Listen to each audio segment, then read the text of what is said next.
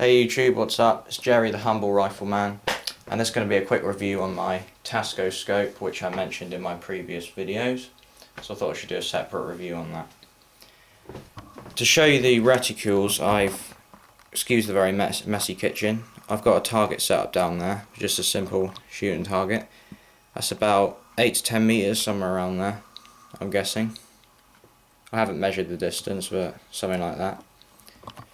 So just to talk about the scope quick, this is the illuminated version, which means this dial on top controls both red and green illumination settings. There are 5 settings for the illumination, and it's very useful in low light. It works very well, and I'll show you what that looks like in a minute. Has your standard ocular lens, which is a very good lens. Focuses well. It might not focus so well at the distance over there because I've got it set for about 50 feet. But it takes a while to unset, and I don't want to unzero my scope. So the adjustments for the elevation and windage are located under here. Simply just unscrew these. They go on and off pretty easily. And you'll have a little dial there, which is in 1/4 minute of angle clicks at 100 yards, I believe. So just turn that left or right for up or down and whatnot. That one's the elevation, one on the right is for the windage. And they both work exactly the same way. The illumination on this is actually very useful. A lot of people I've seen have actually said, oh, it's rubbish, you can't see it, blah blah blah. That's not true.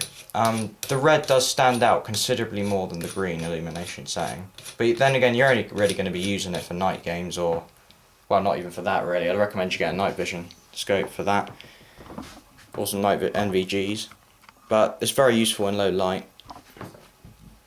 So I'll just get the camera off the tripod and I'll show you that. Sorry, I'm really cramped here because I had to move the table so I could film this, so I've basically got no room next to me. I'll see if I can get a good view through the reticle for you.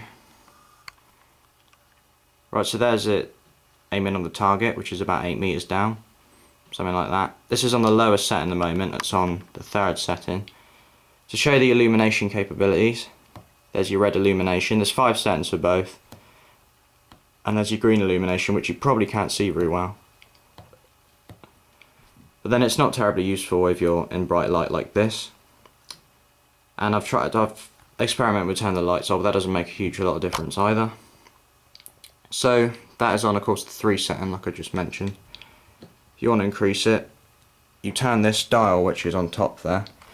As you can see, you have a little point which is telling you what it's on. So, for example, if we turn it to 6, so it's lined up. There you go, you got a 6 times zoom now, and of course it goes all the way up to 9. The scope costs a little under about £80. The price really does vary depending on where you get it, but that's some very nice trades. Has Tasco on top of there. This is a professional hunting scope, so it is recoil absorbent if you want to use it for, big game as well, or target shooting or whatever. I'd recommend getting a slightly higher magnification if you want to do that. This is mainly for a hunting purpose. To mount it on the M14, of course, you do need this rail, which screws onto the side of it. But this scope will really suit anything from something like an AR-15/M16 platform to an M14. I've even seen some people using it on like machine guns like the M249 and whatnot. I wouldn't recommend using on that all the time, but the advantage of this, especially if you mount on something like an M14, is if someone's up close to you like, oh damn, what do I do? Well, you can still use the iron sights, as you can see there. Iron sights, no problem. They had this special groove cut out there so you can still see your iron sights on the gun. I believe it should work with the M16 too. You don't really want to be using this on anything much higher than about 5 magnification. For airsoft, you're actually going to go down if you use it on too high and engaging someone too far away. This gun's like pretty much pinpoint accurate with 2.3s. I've got the tight bore in it and everything, so this scope serves me really well. You probably can't tell from the video, but it is very clear. Parallax will kick in some distance on, but it's nothing severe. So overall it's a very good scope. Go out and buy one, you will not be disappointed. The external quality is great, it's all metal everywhere, except for this part which is rubber. And it's not a rubberized scope, obviously. It also comes with these scope covers, which will be difficult to put on with one hand, but I will try. You can just slide them over like that. I know I haven't got the elastic bound around the right way, but I'll try and do this with one hand. So you got those scope covers to protect it. Protects both the back and the front as well. They're elasticated, so the only trouble looking through the scope with these on is it does go a little bit yellow. So if that bothers you, you might wanna. You can really see the difference when you take it off. There you go. So you can easily take these off if you want. Slip off very easily. You're not really going to use them in game, but hey ho, they go for protecting it whenever it's not in use.